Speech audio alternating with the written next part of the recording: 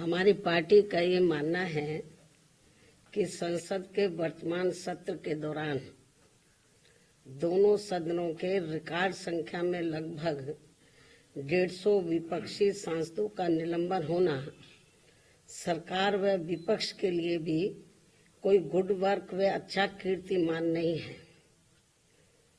इसके लिए कसूरवार कोई भी हो, किंतु संसदीय इतिहास के लिए ये घटना अति दुखद, दुर्भाग्यपूर्ण व लोगों के विश्वास को आघात पहुंचाने वाला है।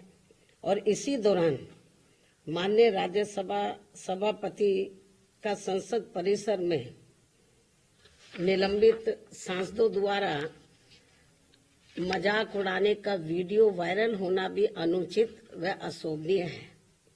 इस प्रकार से सरकार और विपक्ष के बीच जबरदस्त मतभेद, तनाव व टकराव वाली घटनाओं से देश के लोकतंत्र एवं संसदीय परंपराओं को शर्मसार होने से बचाना बहुत जरूरी है।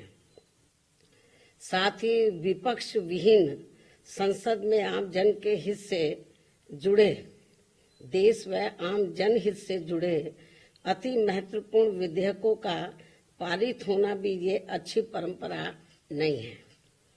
और यहाँ विश्व के सबसे बड़े लोकतंत्र तथा परम पूज्य बाबा साहब डॉक्टर भीमराव अंबेडकर द्वारा निर्मित यहाँ पवित्र संविधान, संसद व अच्छी संसदीय परंपराओं को बचाने की जिम्मेवारी किसी भी एक की नहीं है, बल्कि सभी की है और जिसे सभी को मिलकर निभाना चाहिए।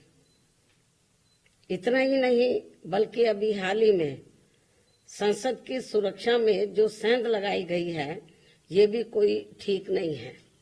ये अति गंभीर व चिंतनीय भी है और इस मामले में सभी को मिलकर संसद की सुरक्षा की तरफ विशेष ध्यान देना चाहिए।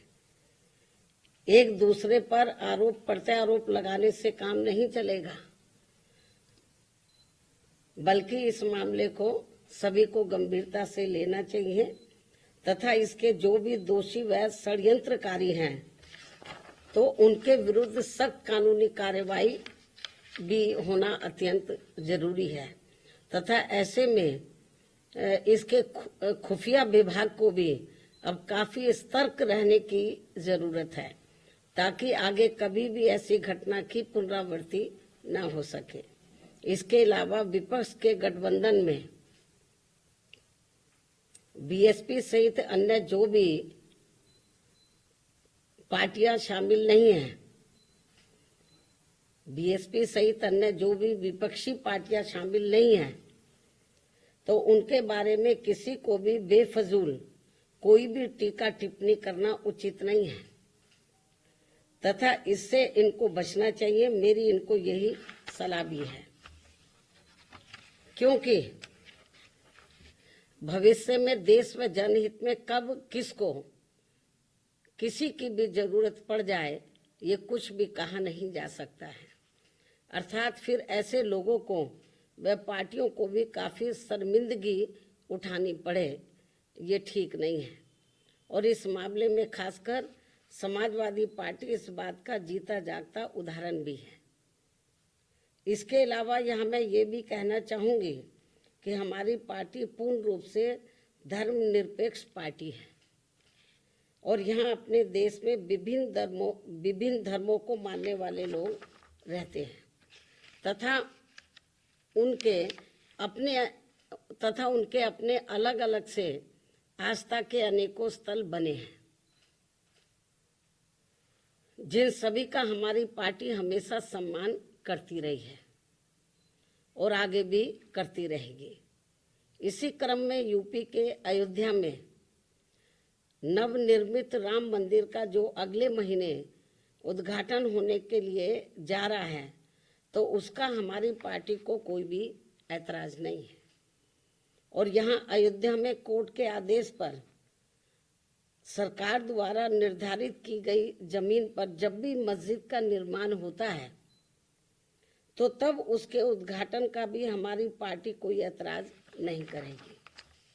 अर्थात हमारी पार्टी सभी धर्मों के स्थलों का पूरा सम्मान करती हैं, लेकिन पिछले कुछ वर्षों से इसकी आड़ में जो राजनीति की जा रही है, जो घिनौनी राजनीति की जा रही है, ये अति दुखद व चिंतनीय भी है, जो नहीं होना चाहिए, क्योंकि इससे अपना देश कमजोरी होगा, मजबूत नहीं, तथा इससे लोगों में आपस में नफरत पैदा होती है, जो ये कतई भी उचित नहीं है।